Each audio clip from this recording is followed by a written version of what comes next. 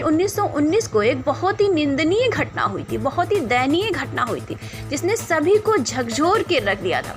और उस घटना का नाम था दोस्तों जलियांवाला बाग हत्याकांड। इसके बारे में आज बात करेंगे। दोस्तों 13 अप्रैल 1919 को वैसाखी का दिन था। वैसाखी वैसे तो पूरे भारत का एक प्रमुख त्योहार है, परंतु विशेषकर पंजाब और हरियाणा के किसान सर्दियों की रबी की फसल काट लेने के बाद नए साल की खुशियां मनाते हैं। इसी दिन 13 अप्रैल 1699 को 10वें और अंतिम गुरु गोबिंद सिंह ने खालसा पंथ की स्थापना की थी। इसीलिए वैसाखी पंजाब और आसपास के प्रदेशों का सबसे बड़ा त्योहार माना जाता है और सिख इसे सामूहिक जन्म दिवस के रूप में मनाते हैं। अमृतसर में उस दिन एक मेला सैकड़ों साल से लगता चला आ रहा था, जिसमें उस दिन भी हजारों लोग दूर दूर से आए हुए थे। वैसाखी के दिन 13 अप्रैल 1919 को अमृतसर के जलियांवाला बाग में एक सभा रखी गई, जिसमें कुछ नेता भाषण देने वाले थे। शहर में कर्फ्यू लगा हुआ था, फिर भी इसमें सैकड़ों लोग ऐसे भी थे जो वैसाखी के मौके पर परिवार के साथ मेला देखने और शहर घूमने आए थे और सभा की खबर सुनकर वहां जा पहुंचे। जब नेता बाग में पड़ी रोड़ियों के ढेर पर खड़े होकर भाषण दे रहे थे, तभी brigadier general Reginald Dyer 90 British सैनिकों को लेकर वहां पहुंच गया। उन सब के हाथों में भरी हुई राइफलें थी। नेताओं ने सैनिकों को देखा तो उन्होंने वहां मौजूद लोगों से शांत बैठे रहने के लिए कहा। सैनिकों ने बाग को घेर कर बिना कोई चेतावनी दिए निहत्थे लोगों पर गोलियां चलानी शुरू कर दी। दोस्तों 10 मिनट में कुल 1650 राउंड गोलियां चलाई गई। जलियांवाला बाग उस समय मकानों के पीछे पड़ा एक खाली मैदान था। वहां तक जाने या बाहर निकलने के लिए केवल एक सकरा रास्ता था और चारों ओर मकान थे।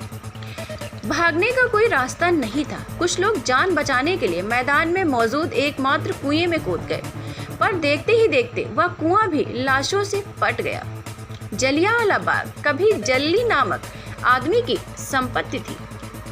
बाग में लगी पट्टियां में लिखा है कि 120 शव तो सिर्फ कुएं से ही मिले। शहर में कर्फ्यू लगा था, जिससे घायलों को इलाज के लिए भी कहीं नहीं ले जाया जा सका। लोगों ने तड़प तड़प कर वहीं पर दम तोड़ दिया।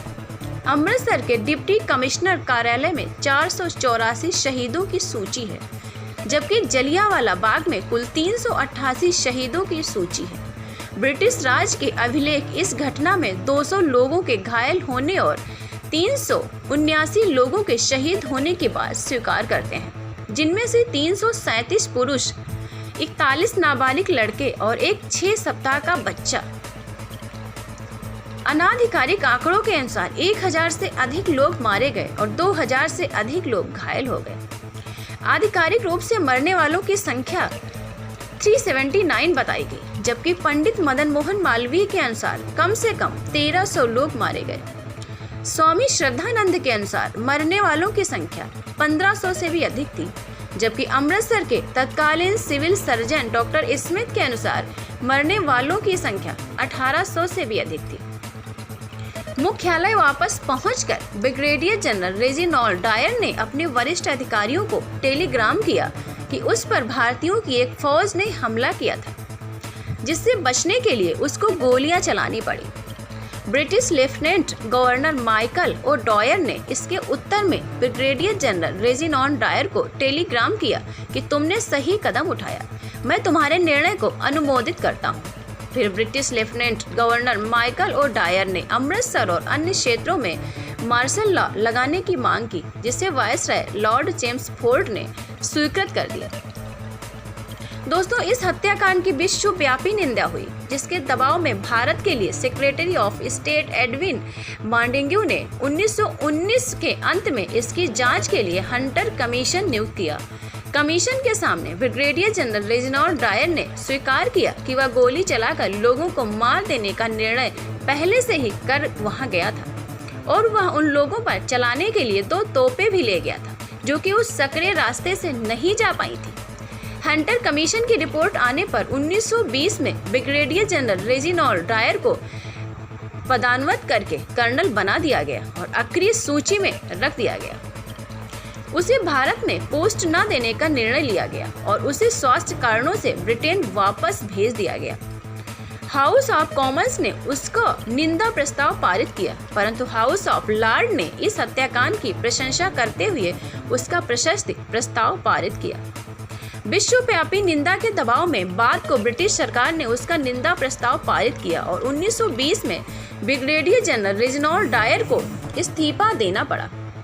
1927 में प्राकृतिक कारणों से उसकी मृत्यु हो गई, लेकिन अक्टूबर 1995 में इसे अलग जिला बना दिया गया था। इस जिले का नाम स्वर्गीय ऊधम सिंह के नाम पर रखा गया।